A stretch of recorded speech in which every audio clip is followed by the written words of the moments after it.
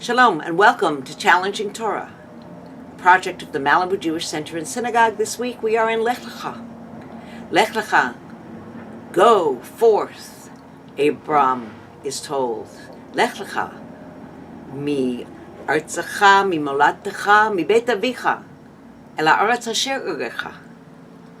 Get going, God says. This voice appears to Abram from your country, from your family or your community, from your home that your father has built, to a place I will show you.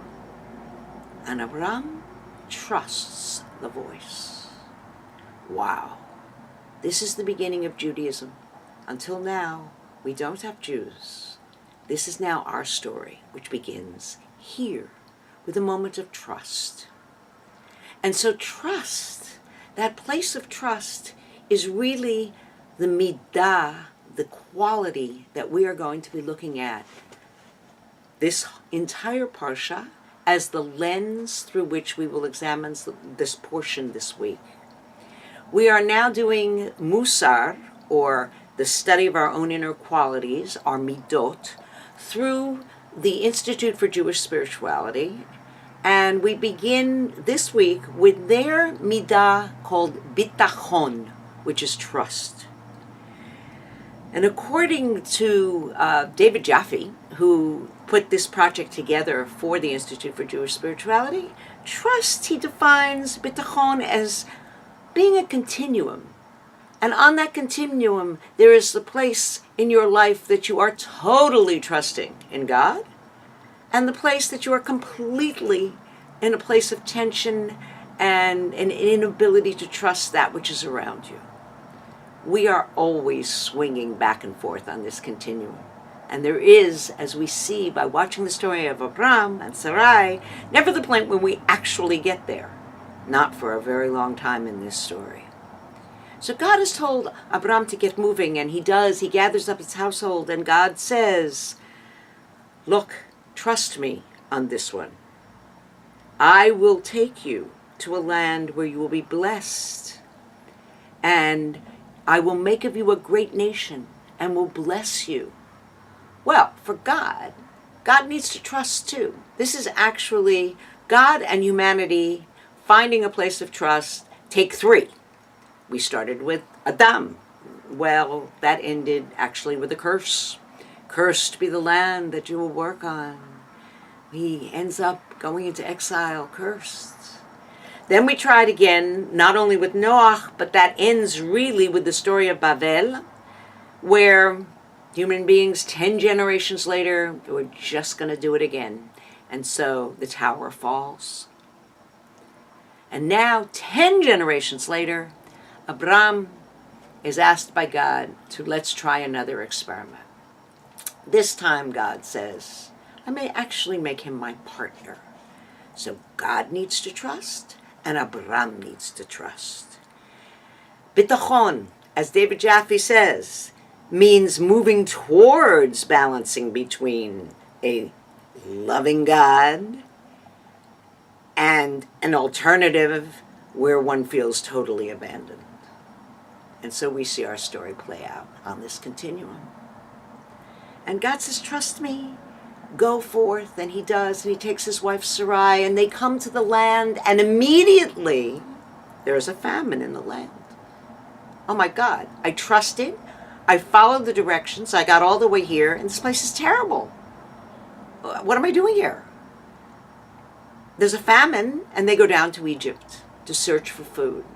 It's not working out so well. And Abram begins to see that trust is not a one-time event and you will be rewarded, but that this is going to be an ongoing process. He passes the trust first test, but then he fails it in another way. Because trust, bitachon, is not just God and humanity, but humanity and humanity.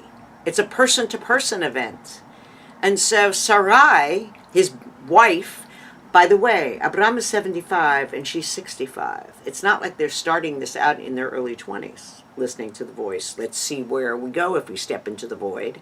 This is to leave everything at 75 And his wife, thank God, is still beautiful at 65. I can relate. And he's afraid they're going to kill him and take her for the king. He says, oh, no, take her. She's my sister. Fine, have her. What kind of trust is that? Sarai ends up on the short end, and we will discuss Sarai turned Sarah much more in detail next week. The story continues on this endless pendulum as each one, God and Abram, search for a place of trust.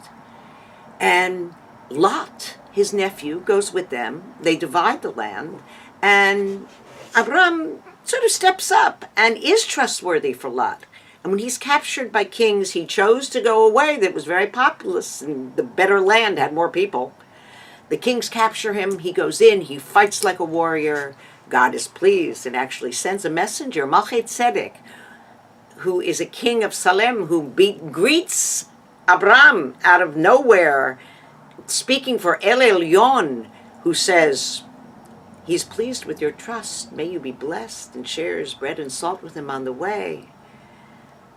God reassures Abram and says, everything will be fine, trust me. And Abram says, how do I know?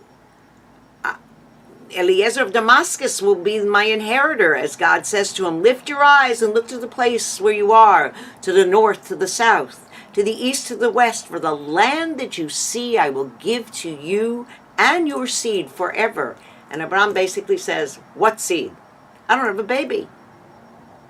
God says, trust me. Abram says, give me a sign. So God tells him how to prepare a sacrifice. He takes goats and sheep and puts this whole thing together, and a flaming torch goes down the middle for a pretty out there sign.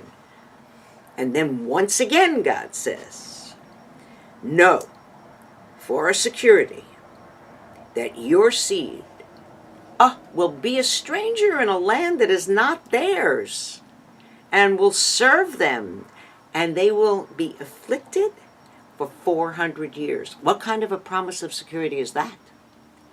And we see that security, bitachon, is a long-term process of trust. And we can't just wander into the void and wonder why we didn't find the perfect house, the perfect job, the perfect baby, the perfect wife. Everything we do is about long-term trust. Otherwise, we'd never get married. And certainly we'd never have children. And so the trust story continues. Abraham wanted a sign. God wants a sign. And as we end this, he says, you know what, Abraham, I gave you a sign. I want a sign back. It's called circumcision. And so he asks for this sign of the covenant. And Abraham ends this parsha circumcising himself at 99 years old. That's quite a sign. And so we will continue our exploration of bitachon, of trust, again next week. Meanwhile, join us on Saturday morning as we take this journey, Lech Lecha, together and go into ourselves and explore our level of trust.